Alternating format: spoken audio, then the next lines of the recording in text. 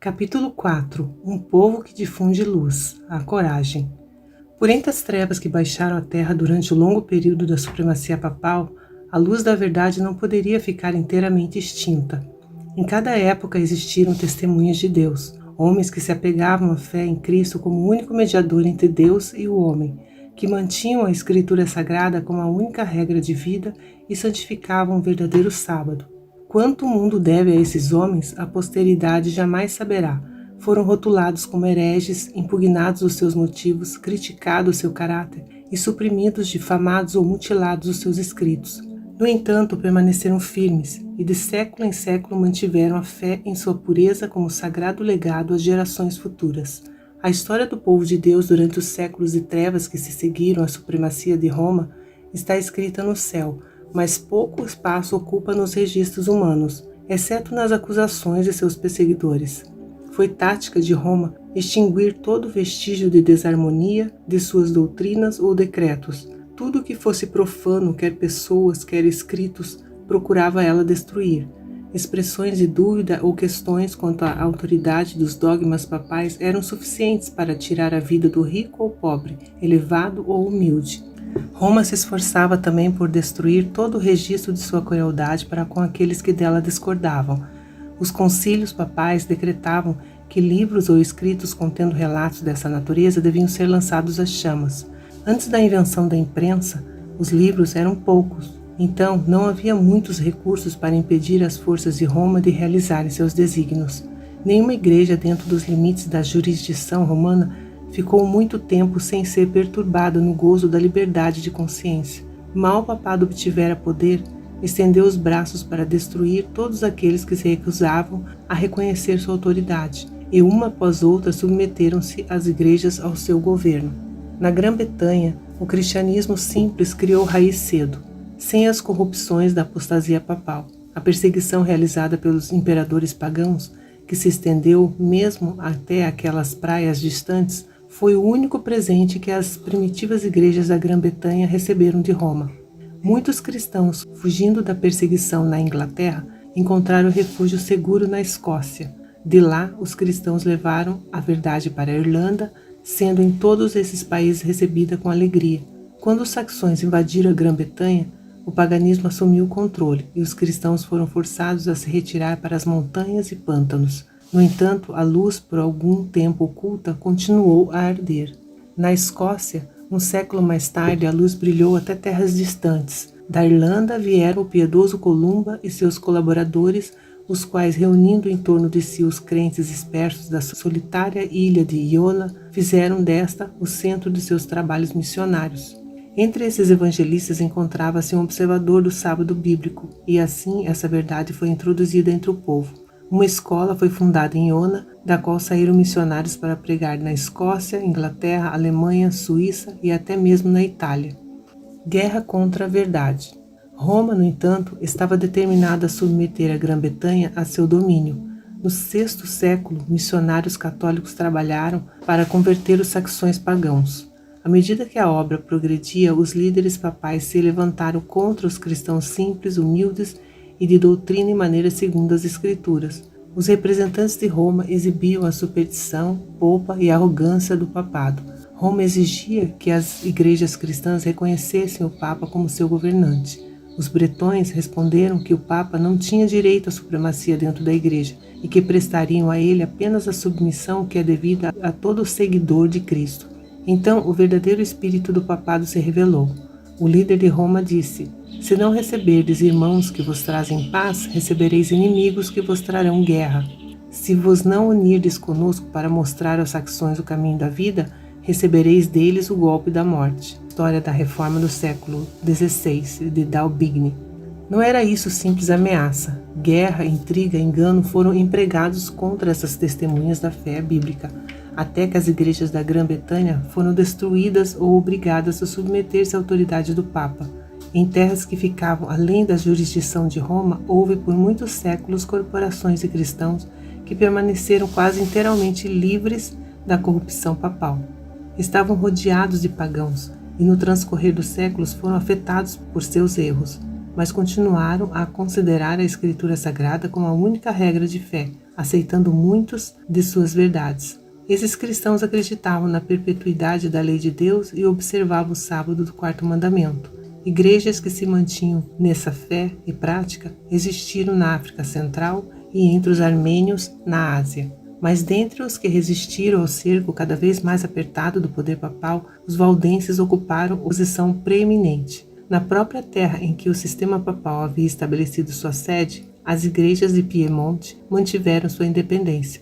Mas chegou o momento em que Roma insistiu na sujeição delas. Mesmo assim, alguns se recusaram a ceder ao Papa ou ao Bispo, determinando-se a preservar a pureza e a simplicidade de sua fé.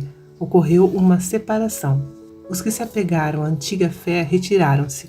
Alguns, abandonando os Alpes nativos, alçaram a bandeira da verdade em terras estrangeiras. Outros se retiraram para os vales afastados e fortalezas rochosas das montanhas, e ali conservaram sua liberdade de culto a Deus. A fé que durante muitos séculos fora mantida e ensinada pelos cristãos valdenses estava em assinalado contraste com as falsas doutrinas que Roma apresentava. Sua crença religiosa baseava-se na palavra escrita de Deus, o verdadeiro documento religioso do cristianismo. Mas aqueles humildes camponeses, em seu obscuro retiro, excluídos do mundo e presos à labuta diária entre seus rebanhos e vinhedos, não haviam por si sós chegado à verdade em oposição aos dogmas e heresias da igreja apóstata. A fé que professavam não era nova, sua crença religiosa era a herança de seus pais. Lutavam pela fé da igreja apostólica, a fé que uma vez foi dada aos santos. Judas 3.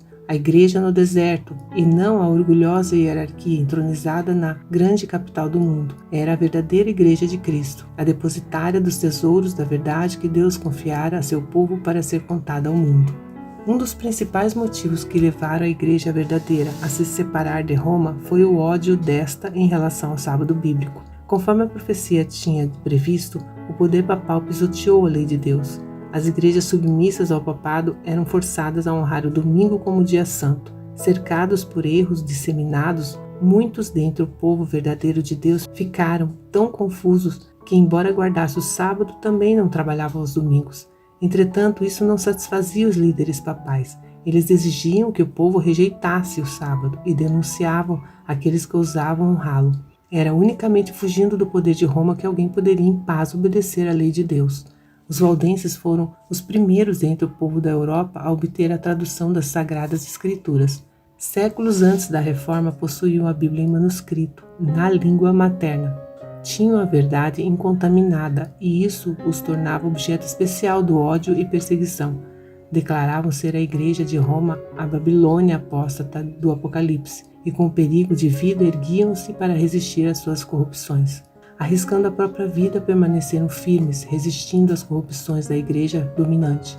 Durante séculos de trevas e apostasia, houve alguns dentre os valdenses que negaram a supremacia de Roma, rejeitaram o culto às imagens como uma forma de idolatria e guardaram o verdadeiro sábado. Sob as mais atrozes tempestades da oposição, conservaram a fé.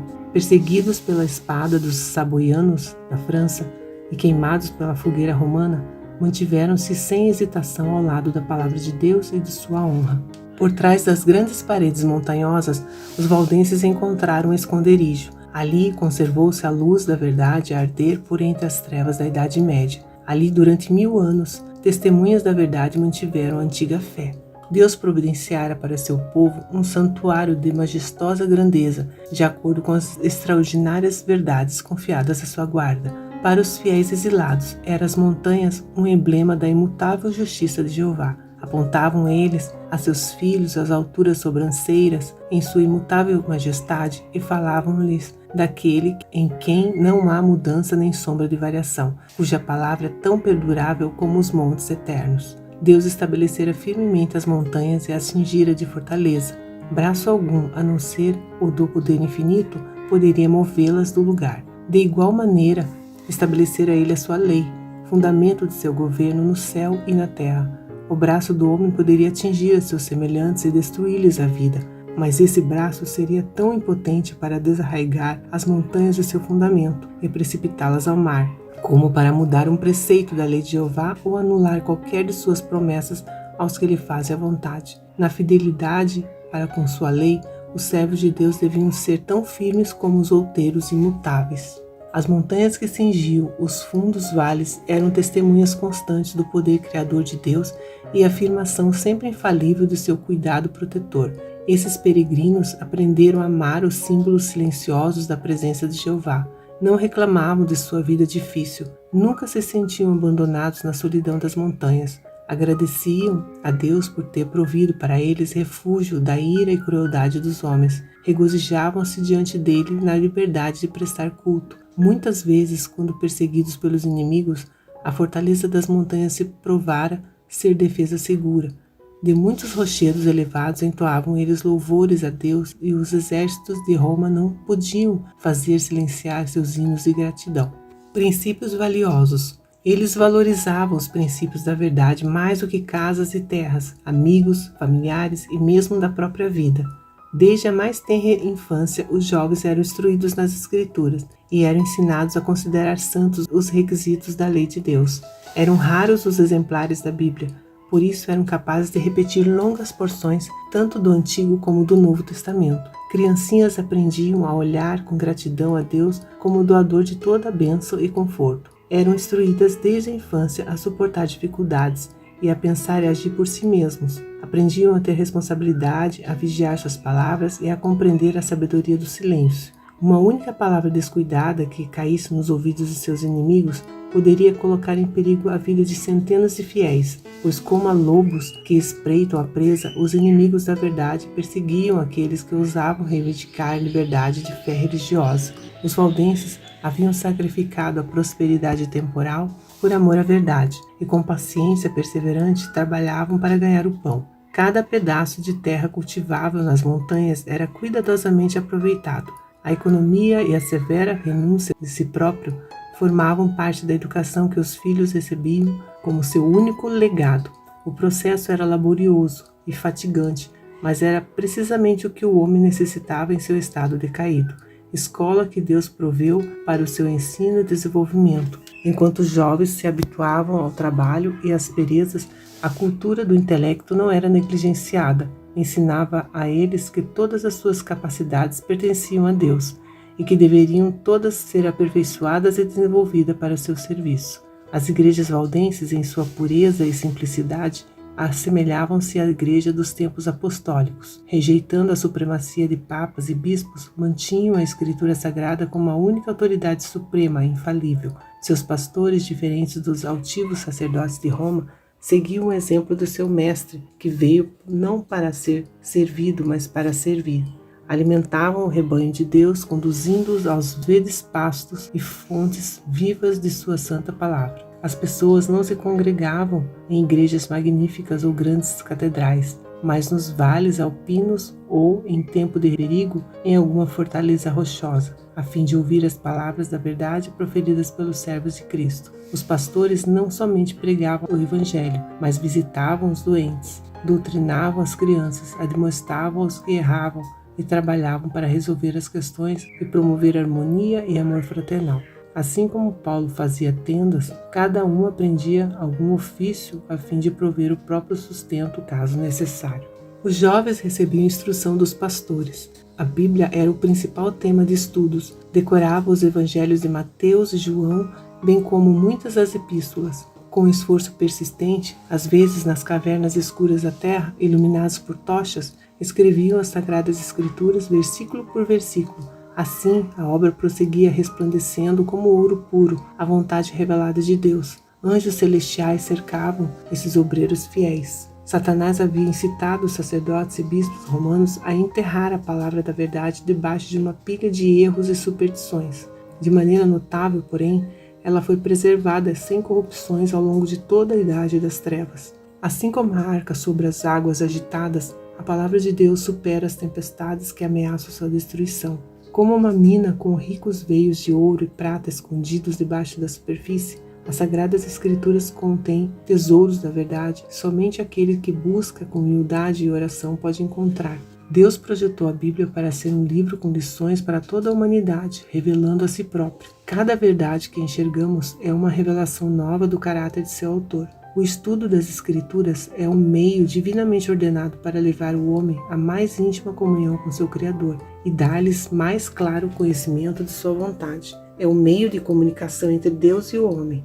Conquanto os valdenses considerassem o temor do Senhor como o princípio da sabedoria, não eram cegos no tocante à importância do contato com o mundo, do conhecimento dos homens e da vida ativa, para expandir o espírito e avivar as percepções. Alguns jovens eram enviados de suas escolas às montanhas para instituições de ensino na França ou Itália, onde havia um campo mais amplo de estudos, pensamento e observação do que nos Alpes nativos. Esses jovens eram expostos a tentações, testemunhavam o vício, encontravam agentes de Satanás que tentavam incutir neles as mais sutis heresias e os mais perigosos enganos, mas sua educação na infância os havia preparado para isso. Nas escolas, para onde iam, não confiavam em ninguém. Suas roupas eram feitas de maneira especial para esconder seu maior tesouro, as Escrituras. Em todos os lugares onde podiam, sem despertar suspeita, cautelosamente punham uma porção ao alcance daqueles cujo coração parecia aberto para receber a verdade. Desde os joelhos da mãe, a juventude valdense havia sido educada com esse propósito em vista. Compreendiam o trabalho e fielmente o executavam. Dessa maneira, conquistaram com versos a verdadeira fé nessas instituições de ensino. Com frequência, seus princípios se espalhavam por toda a escola. No entanto, os líderes papais não conseguiam identificar a fonte da suposta heresia. Treinamento eficaz. O Espírito de Cristo é o espírito missionário. O primeiro impulso do coração regenerado é levar outros também ao Salvador.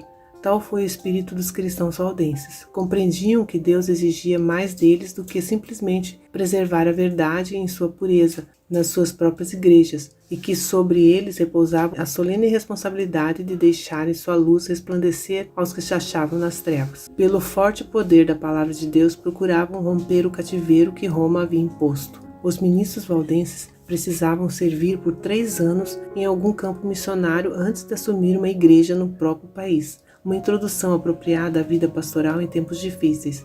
Os jovens viam diante de si não riquezas e glória terrenas, mas trabalho árduo, perigos e a responsabilidade de morte de mártir. Os missionários saíam de 2 em 2, assim como Jesus havia enviado seus discípulos. Se revelassem sua missão, a derrota seria certa. Cada ministro tinha conhecimento de algum ofício ou profissão. Assim, os missionários realizavam sua obra sob o disfarce de um trabalho secular, em geral como comerciantes ou vendedores. Levavam sedas, joias e outros artigos que naquele tempo não se compravam facilmente, a não ser em mercados distantes, e eram bem recebidos como negociantes, onde teriam sido repelidos como missionários. História de William. Em segredo, carregavam cópias da Bíblia, inteira ou em parte. Com frequência, conseguiam interessar alguém e, quando quer que se apresentasse a oportunidade, chamavam a atenção dos fregueses para os manuscritos. Muitas vezes assim se despertava o interesse de ler a palavra de Deus, e alguma porção era de bom grado deixada com os que desejavam receber uma parte dela.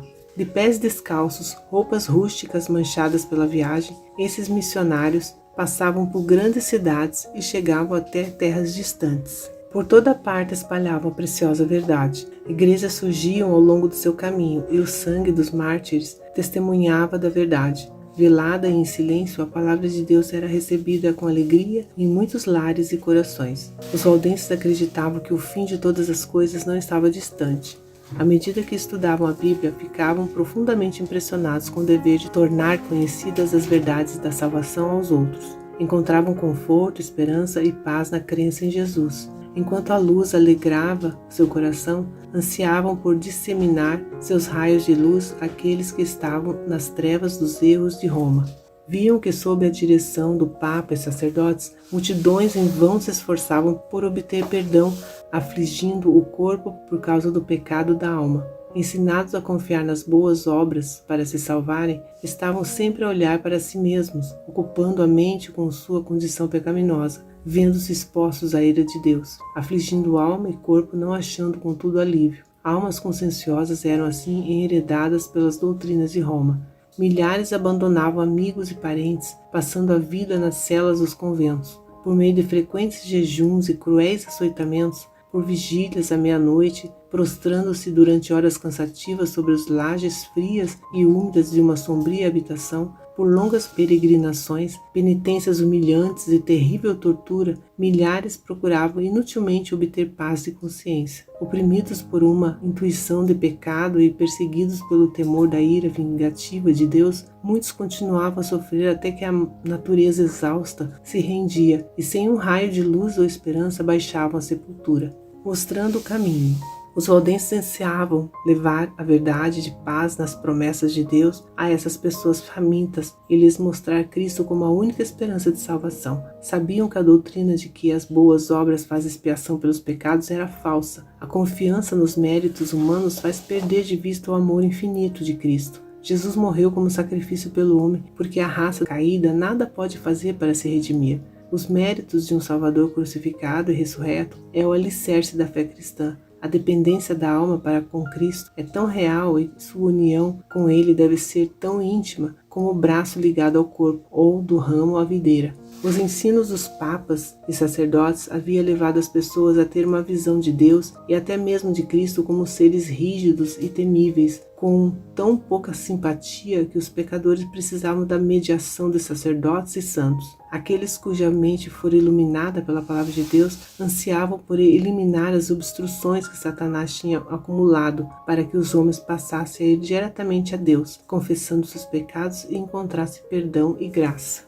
Invasão no território inimigo. O missionário valdense desvendava fervorosamente as preciosas verdades do Evangelho ao espírito indagador. Citava com cautela as porções copiadas da Sagrada Escritura. A luz da verdade invadia muitas almas obscurecidas, até o sol da justiça brilhar com raios de cura no coração. Com frequência, o ouvinte pedia a repetição de algum trecho das Escrituras, como se quisesse ter certeza de que havia ouvido corretamente. Em especial se desejava a repetição dessas palavras: o sangue de Jesus Cristo, seu Filho, nos purifica de todo o pecado.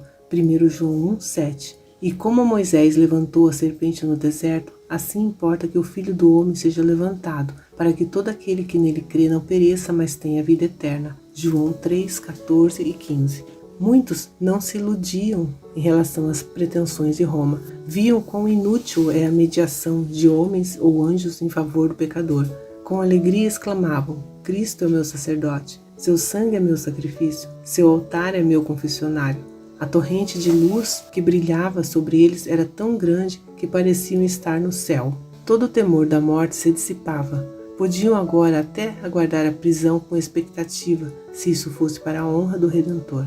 Em lugares secretos, os valdenses abriam a palavra de Deus e a liam, às vezes para uma única pessoa, às vezes para um pequeno grupo que anelava a luz e a verdade. Com frequência, a noite toda era passada dessa maneira. As pessoas faziam perguntas como: Deus vai aceitar a minha oferta? Ele sorrirá para mim? Ele me perdoará? Então ouviam a resposta das Escrituras: Vinde a mim, todos os que estáis cansados e oprimidos, e eu vos aliviarei. Mateus 11, 28. A fé se apegava à promessa.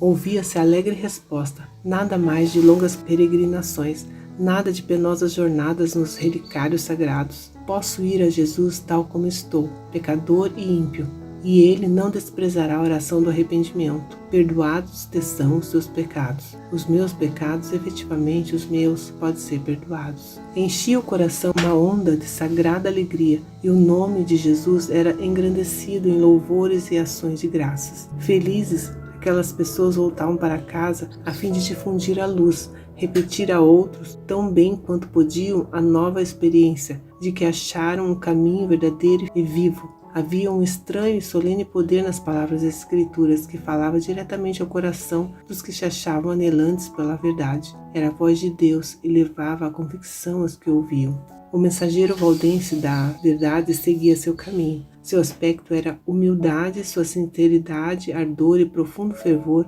eram assuntos de observação frequente. Em muitos casos, os ouvintes não lhe perguntavam de onde viera ou para onde iam. Ficavam tão fascinados que não pensavam em questioná-los. Então indagavam uns aos outros: seria ele um anjo do céu? Em muitos casos, o mensageiro da verdade conseguia chegar em outros países, ou estava morrendo aos poucos em algum calabouço desconhecido, ou ainda seus ossos já se branqueavam no lugar onde havia testemunhado da verdade. Mas as palavras que tinha deixado após si não poderiam ser destruídas. Estavam a fazer sua obra no coração dos homens. Os benditos resultados só no dia do juízo se revelarão plenamente. Os missionários valdenses estavam invadindo o reino de Satanás e os poderes das trevas despertaram para maior vigilância.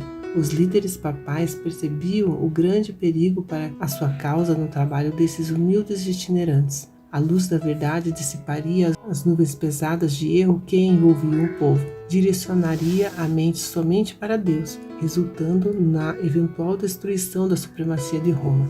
Esses viajantes, apegando-se à fé da igreja primitiva, eram um constante testemunho da apostasia romana, e por isso excitava o ódio e perseguição. Sua recusa em renunciar às Escrituras era uma ofensa que Roma não podia tolerar. Uma decisão terrível. Começaram então as mais terríveis cruzadas contra o povo de Deus em suas casas nas montanhas. Investigadores severos foram enviados no rastro deles, e a cena do inocente Abel tombando ante o assassino Caim repetia-se frequentemente. As forças de Roma não apenas arruinaram as terras férteis dos perseguidos, mas também destruíram suas casas e capelas. Nenhuma acusação poderia ser feita contra o caráter moral desses foragidos. Mesmo seus inimigos declaravam serem eles um povo pacífico, sossegado e piedoso. Sua maior ofensa era não adorar a Deus de acordo com a vontade do Papa. Por tal crime, cada insulto e tortura que homens ou demônios eram capazes de inventar eram lançados sobre eles. Quando Roma decidiu exterminar o odiado grupo, o Papa decretou uma bula, condenando os valdenses como hereges e ordenando sua morte. Não eram acusados como preguiçosos, desonestos ou desordeiros, mas declarava-se que eles tinham aparência de piedade e santidade que reduziam as ovelhas do verdadeiro rebanho. Portanto, ordenava o Papa que aquela maligna e abominável seita de perversos, caso se recusasse a renunciar, fosse esmagada como serpentes venenosas. Esse edito convocava todos os membros da Igreja a se unir na cruzada contra os hereges. Como incentivo para se empenharem na obra cruel, absorvia de todas as penas e castigos eclesiásticos, gerais e particulares, desobrigava a todos os que se unissem à cruzada de qualquer juramento que pudesse ter feito, legitimava-lhes o direito a qualquer propriedade que pudessem ter ilegalmente adquirido e prometia remissão de todos os pecados aos que matassem algum herege. Anulava todos os contratos feitos em favor dos valdenses, ordenava que seus criados os abandonassem, proibia a toda pessoa dar-lhes qualquer auxílio que fosse e a todos permitia tomar posse de sua propriedade. Esse documento revelava claramente o espírito que o ditou. É o bramido do dragão, e não a voz de Cristo, que nele se ouve. O mesmo espírito que crucificou Cristo e matou os apóstolos, o mesmo que impulsionou o sanguinário Nero contra os fiéis de seu tempo, estava em operação a fim de exterminar da terra os que eram amados por Deus.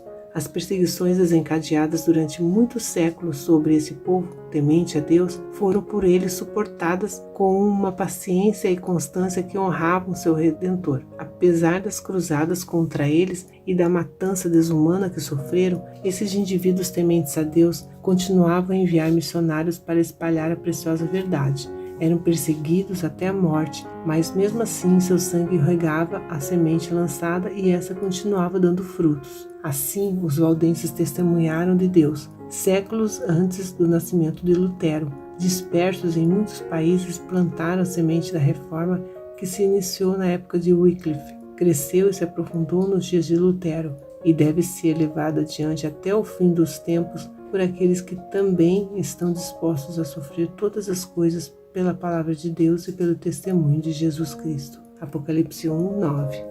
Amém.